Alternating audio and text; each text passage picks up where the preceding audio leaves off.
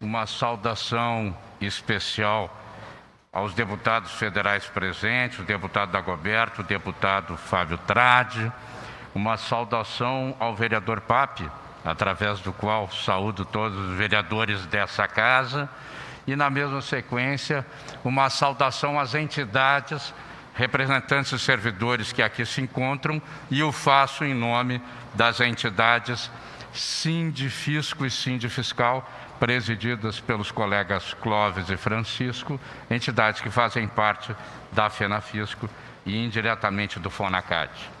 Pois bem, saudando a todos e especialmente a vocês que estão aqui e a presença do nosso público, formadores de opinião, neste momento de pandemia representa mobilização, resistência, e é isso que é preciso para que se possa enfrentar tamanho ataque à sociedade brasileira, tamanho ataque à condição de prestação do serviço público.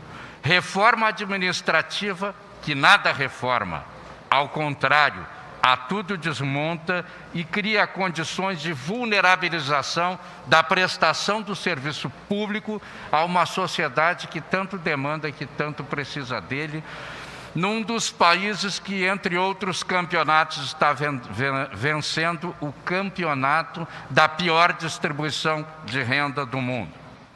Então, com o que contribui a PEC 32, se ela serve para focar na transferência para a iniciativa privada da prestação dos serviços públicos?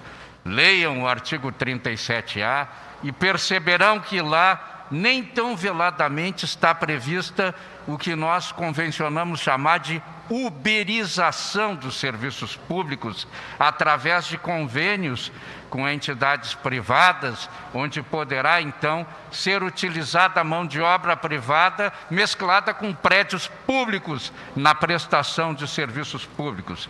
Isso tem muita cara de hospital e escola que serão, num momento não distante, entregues a estes convênios, e quem sabe lá essa tal de uberização não se resuma na prestação do serviço público com a contribuição financeira dos tomadores do serviço, né?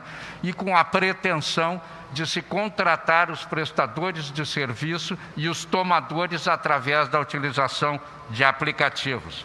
Não se enganem, é isso que está por trás da reforma. Nós temos uma quebra do regime jurídico único que traz rigidez aos servidores para que possam entregar de forma republicana à sociedade brasileira o serviço público, né? A PEC cria um tal de regime jurídico específico que joga no limbo jurídico os atuais servidores, literalmente colocando os servidores atuais em extinção. Que serviço esses servidores vão poder entregar para a sociedade? É o fim da estabilidade. A PEC prega claramente na criação de 5 vínculos com o Estado brasileiro, lato sensu, em todos os seus níveis, o fim da estabilidade, sim. Vulnerabilizando totalmente os servidores na prestação do serviço, instituindo o assédio moral, retirando desses servidores a autonomia e, por que não dizer algo que é tão antigo na política, viabilizando, sim, a institucionalização das rachadinhas. A rachadinha não é algo dessa época, pessoal. A rachadinha é da década anterior, mas é uma realidade que submete servidores públicos vulneráveis para aqueles políticos que não necessariamente estejam respondendo ao voto que a sociedade lhes colocou na urna. Ela procura submeter a permanente avaliação de desempenho os servidores como forma, obviamente, de lhes tornar refém de quem estiver no poder naquele momento. Porque essa avaliação de desempenho não é para o servidor poder entregar melhores serviços. Essa avaliação de desempenho que a PEC prega é voltada à possibilidade de desligar o servidor por baixo desempenho. Então vamos ter claro isso, a avaliação de desempenho é para melhorar a prestação do serviço. Se nessa avaliação a gente não conseguir chegar numa melhora, vamos ter que avaliar, enfim, um servidor que talvez não possa estar prestando o serviço público. Não, nós estamos partindo da mão inversa. A avaliação de desempenho é para desligar o servidor. Nós temos ainda prevista ali redefinição de formas de remuneração e uma ampliação relevante dos poderes do chefe do Executivo, que poderá, inclusive, mexer com o conteúdo dos cargos, atribuições e um conjunto enorme de regras organizativas que hoje são privativas do Legislativo. Então, a PEC usurpa poderes do Legislativo para atrair para o Executivo, para que ele possa, enfim, dar consecução no objetivo final dessa PEC, que, penso eu, é submeter o serviço público a quem estiver de plantão no poder, tanto que se está se arrogando na condição de superpoderes. Alguém disse para o presidente Lira da Câmara que a PEC não atinge os atuais servidores. Mentiram para o presidente. A PEC atinge duramente os atuais servidores, fere de morte os atuais servidores. E para que possa mudar isso, as alterações na PEC terão que ser radicais. Exemplos rápidos contra o meu tempo já. A perda do cargo público hoje se dá por decisão judicial transitada em julgado. A PEC impõe, inclusive, aos atuais servidores a possibilidade da perda do cargo público por simples decisão judicial colegiada, sem o trânsito em julgado. Mas se 8 anos depois for revertida a decisão num tribunal superior? Bom, aí a vida do servidor foi totalmente desossada, mas a PEC criou efetivamente essa imprudência.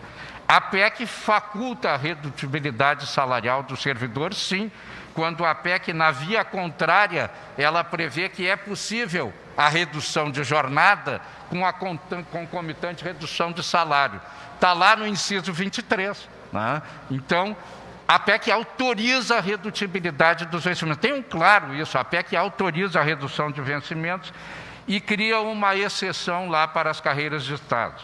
Não podemos nos iludir, pessoal, ninguém está salvo dessa PEC, nem carreira de Estado, ninguém. A gente tem que ter clareza nisso, porque o objetivo da PEC é a entrega dos serviços públicos à iniciativa privada e a vulnerabilização dos servidores para aqueles que estiverem de plantão no poder. A PEC para os atuais servidores também institui um limbo jurídico que está no caput do artigo 2º, eu repito, que é um tal de regime jurídico específico de transição.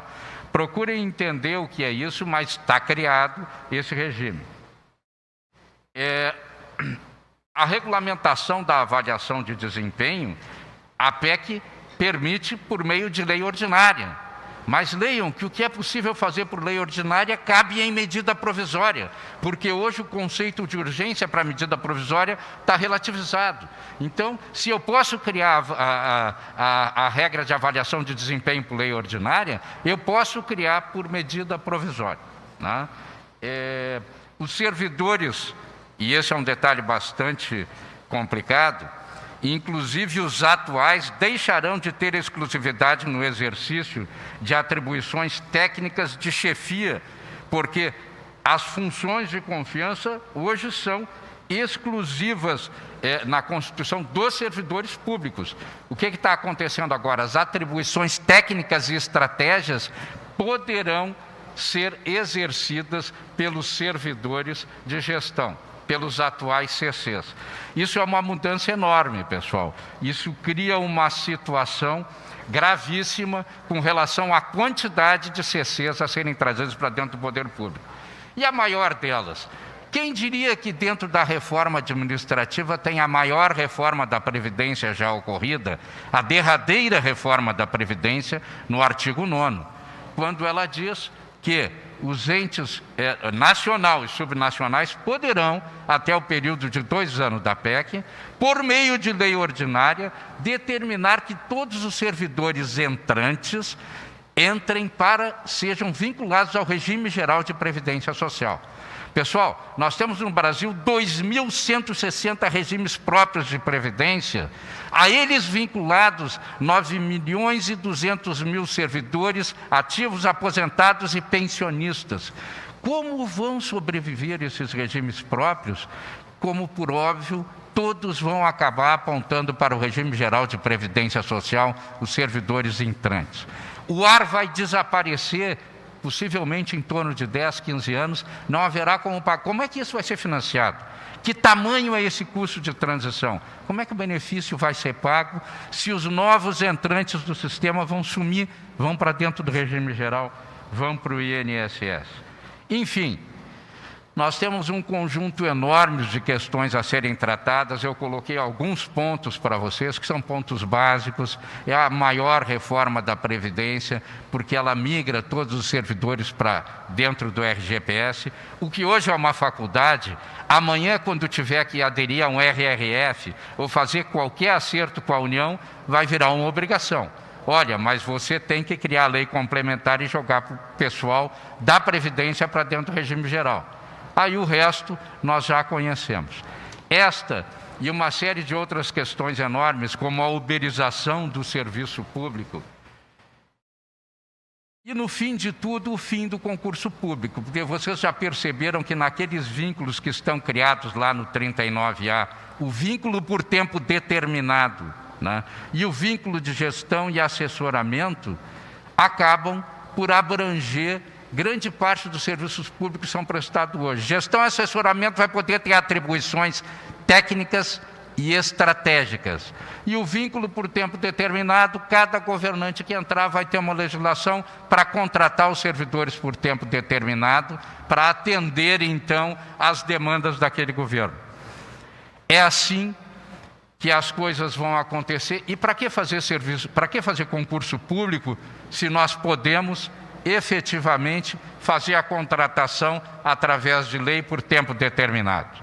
É isso, e eu queria dizer para vocês que essas contratações por tempo indeterminado e no vínculo de gestão e assessoramento são por recrutamento simplificado, ou seja, carteirada. Então, é isso que nós estamos fazendo com o nosso serviço público através da PEC 32. Obrigado a todos, desculpa ter excedido o tempo.